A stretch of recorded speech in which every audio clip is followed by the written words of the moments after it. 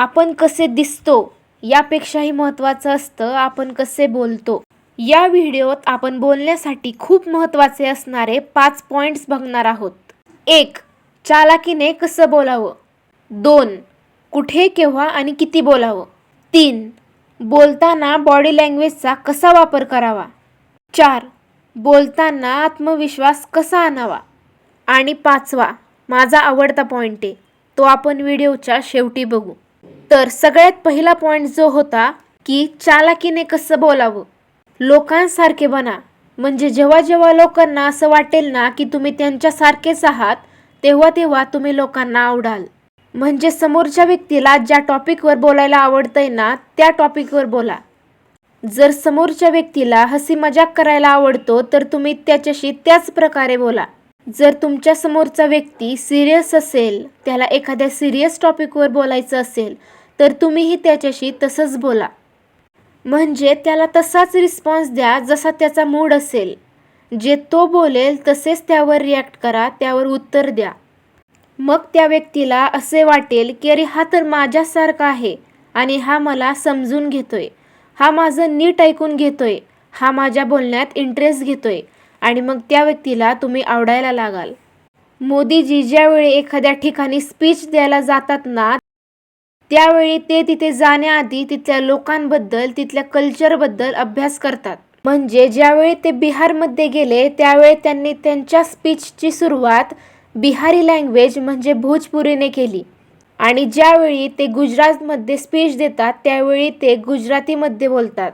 त्याचप्रमाणे ते ज्याही कुठल्या स्टेटमध्ये जातात ते तिथली वेशभूषा धारण करतात.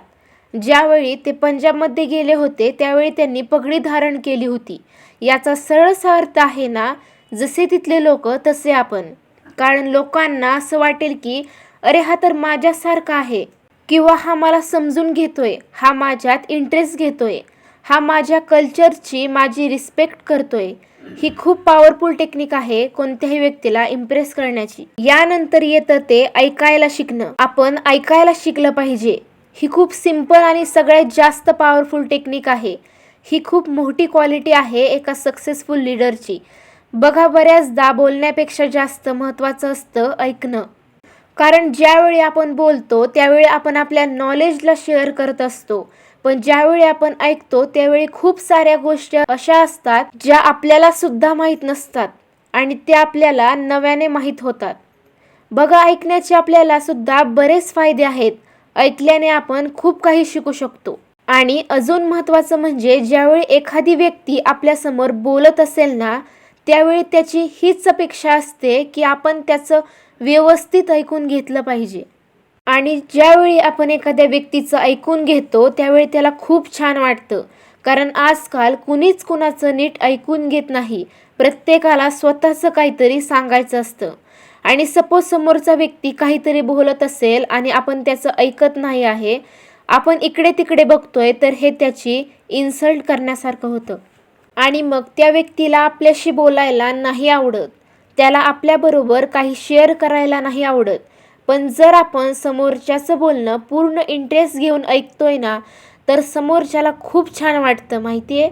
त्याला आपण आवडायला लागतो आणि मग तो आपल्याला सगळं काही शेअरसुद्धा करायला लागतो. बघा, प्रत्येक व्यक्तीला असं वाटतं की मला एक असा लाईफ पार्टनर मिळायला हवा जो माझं सगळं ऐकून घेईन. आणि कोणताही व्यक्ती त्याच्या पार्टनरला तेव्हाच समजून घेऊ शकतो, किंवा कोणत्याही रिलेशनशिपमध्ये असेल, आपण समोरच्याला तेव्हाच समजून घेऊ शकतो ज्यावेळी आपण समोरच्याचं बोलणं ऐकून घेऊ. आणि देवाने आपल्याला बोलायला एकच तोंड दिलं आहे, परंतु ऐकायला 2 कान दिले आहेत. कारण जितकं आपण बोलतो त्याच्या दुप्पट आपण ऐकलं पाहिजे. म्हणून बोलण्याच्या वेळी बिनधास्तपणे बोला, जे हवं ते बोला आणि ऐकताना मात्र मन लावून ऐका. समोरचा जे सांगतोय त्यात इंटरेस्ट घेऊन ऐका. यामुळे लोकांना आपण आवडायला सुद्धा लागतो आणि आपण बऱ्याचशा नवीन गोष्टीसुद्धा शिकतो. यापुढचं म्हणजे कमी, योग्य आणि गरज असेल तिथेच बोला. बघा, आपल्याला माहिती असतं आणि आपल्याला कळतं सुद्धा की आपण कुठे जास्त बोललं पाहिजे आणि कुठे आपल्या बोलण्याची काहीच गरज नाही आहे. म्हणून उगाचच जिथे गरज नाही ना तिथे बोलू नका. प्रत्येक ठिकाणी स्वतःला प्रूव्ह करण्याची काहीच गरज नाहीये. जर तुम्हाला असं वाटतं असेल की तुम्ही कितीही एखादी गोष्ट एक्सप्लेन केली तरी ती समोरच्याला नाही समजणार आहे, तर त्याच्याशी वाद घालू नका, कारण तिथे तुमच्या बोलण्याची काहीच गरज नाही आहे. जिथे गरज असेल तिथेच बोला. नेक्स्ट, आपली बॉडी लँग्वेज. बघा, आपण काय बोलतोय याहून जास्त महत्त्वाचं आहे आपण ते कसं बोलतो. आपण काय बोलतोय हे असतं 20% आणि आपण जे बोलतोय ते कशा पद्धतीने बोलतोय ते असतं 80%. तुमची गोष्ट कितीही इफेक्टिव्ह असू द्या, ती तितकी इफेक्टिव्ह वाटणारच नाही जोपर्यंत तुम्ही तिला इफेक्टिव्हली कोणाला सांगत नाही. आणि याच दुसऱ्या ठिकाणी तुमची एखादी गोष्ट इतकी इफेक्टिव्ह नाही आहे, पण तुम्ही तिला खूप चांगल्या प्रकारे एक्सप्लेन करून सांगताय ना, तर लोक तुमच्याकडे लक्ष देतील, तुमचं ऐकतील. मग आता इथं प्रश्न पडतो की कसं इफेक्टिव्हली बोलायचं. आपण असं कसं बोलायचं, कशा पद्धतीने बोलायचं की लोक आपलं ऐकतील. तर बघा, जसं मी मागच्या पॉईंटमध्ये सांगितलं, तर कमी आणि योग्य गरज असेल तिथेच बोला. तेच आपल्याला करायचं आहे. लोक आपल्याला जास्त तेव्हा ऐकतात जेव्हा आपण कमी बोलतो. असं काहीच नसतं की आपण खूप बोलतोय म्हणून लोक आपल्याला ऐकतील. उलट जे लोक जास्त बोलतात ना, त्यांना लोक इरिटेट होतात. असं वाटतं की हा सतत बडबड करत असतो आणि अशा लोकांचं कुणीही ऐकत नाही. तुमच्या आजूबाजूला असे लोक असतील ज्यांच्या बोलण्यात काहीही तथ्य नसतं, जे काहीही बोलत असतात, काहीही सांगत असतात आणि तुम्ही त्यांना इरिटेट झालेले असता. मग तसं आपल्याला बनायचं नाही आहे. आपल्याला बोलायचं आहे. असं नाही की जास्त बोलू नका, पण जिथे गरज आहे ना तिथेच बोला. कोणतीही गोष्ट एक्सप्लेन करताना डायरेक्ट पॉईंटवर या. त्याआधी इकडचं तिकडचं सांगत बसू नका, कारण आपण उगाच बोलतो, जास्त एक्सप्लेन करतो ना, तर लोक आपल्याला सिरियसली घेत नाहीत. आणि या सगळ्यात महत्त्वाची गोष्ट जो आपला पॉईंट आहे की आपली बॉडी लँग्वेज. बोलत असताना तुमचे हात वारे असतील, तुमची बॉडी लँग्वेज असेल, तिचा वापर करा. ही स्मार्ट लोकांची निशाणी आहे. ते ज्यावेळी बोलतात ना, त्यावेळी ते त्यांच्या बॉडी लँग्वेजचा उपयोग करतात, ज्यामुळे त्यांचं बोलणंही इफेक्टिव्ह वाटतं आणि लोक त्यांच्याकडे अट्रॅक्टसुद्धा होतात. आणि बोलताना बॉडी लँग्वेजचा यूज करणं, हातवारे करणं, जिथे गरज आहे तिथे शेक हँड करणं, हे आपण प्रॅक्टिसने शिकू शकतो. त्यासाठी कशी प्रॅक्टिस करा, त्यासाठी काही टिप्स आहेत ज्या की मी तुम्हाला सांगते. बघा, बोलताना समोरच्यासोबत हसा, एक स्माईल द्या. दुसरं म्हणजे समोरच्या बरोबर एक आय कॉन्टॅक्ट बनवून ठेवा. समोरचा बोलत असेल किंवा तुम्ही त्यांच्याशी बोलत असाल तेव्हा त्याच्याकडे बघून बोला. तिसरं म्हणजे तुमच्या हातांचा यूज करा. चौथं म्हणजे तुमचे मानेची मुवमेंट होऊ द्या. आणि पाचवं म्हणजे तुमच्या बॉडी लँग्वेजला क्लोज नाही तर ओपन ठेवा. या छोट्या छोट्या गोष्टी करून तुमच्या बॉडी लँग्वेजमध्ये चेंज होईल. आणि अजून म्हणजे तुमची जी बॉडी लँग्वेज आहे ती एका नर्वस व्यक्तीसारखी नसली पाहिजे. आता पाचवा, शेवटचा आणि माझा आवडता पॉईंट, जो की बोलताना कॉन्फिडन्सने बोला, आत्मविश्वासाने बोला. बघा, सगळे पॉईंट एका बाजूला आहेत आणि हा पॉईंट एका बाजूला आहे. जर तुम्ही एक कॉन्फिडन्स व्यक्ती आहात, तुमच्यामध्ये कॉन्फिडन्स आहे ना, तर सगळे तुमच्यावर अट्रॅक्ट होतील. तुमच्या प्रत्येक गोष्टीत कॉन्फिडन्स असला पाहिजे. तुमच्या बॉडी लँग्वेजमध्ये, तुमच्या हालचालीमध्ये, तुमच्या बोलण्यामध्ये, सगळ्यामध्ये.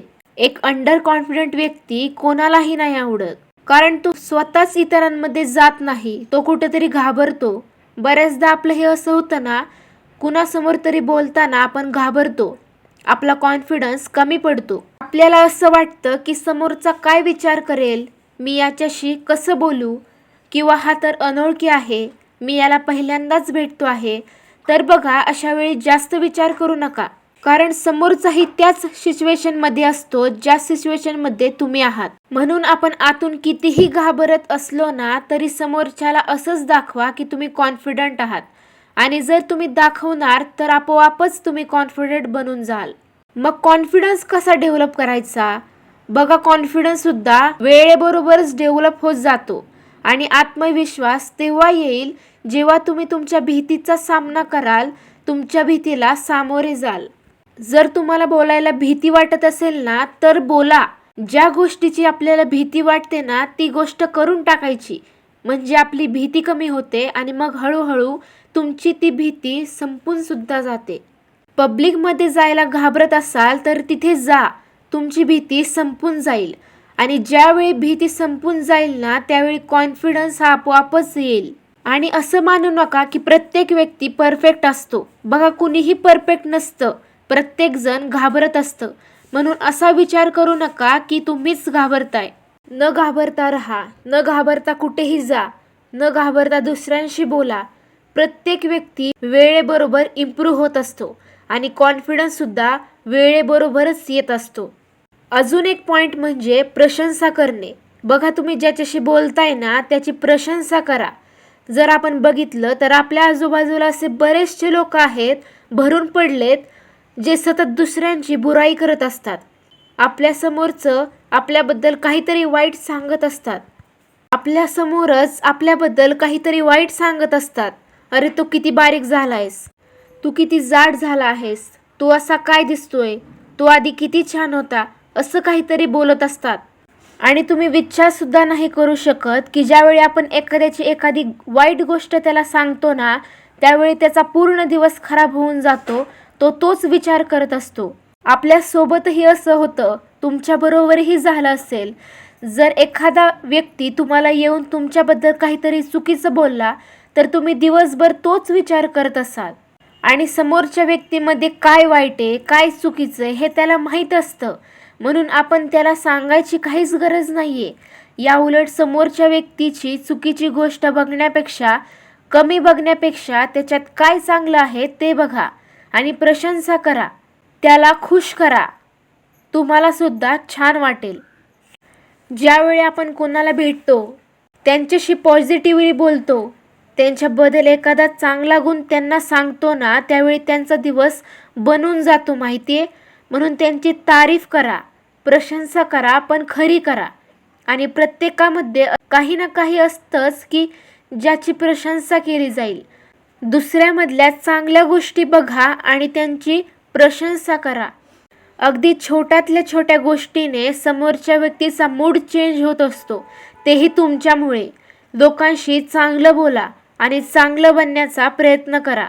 चांगलं बोलण्याचा प्रयत्न करा, दुसऱ्यांची रिस्पेक्ट करा, दुसऱ्यांशी रिस्पेक्टने बोला. हा एक बेस्ट उपाय आहे आपली कम्युनिकेशन स्किल्स सुधारण्याचा.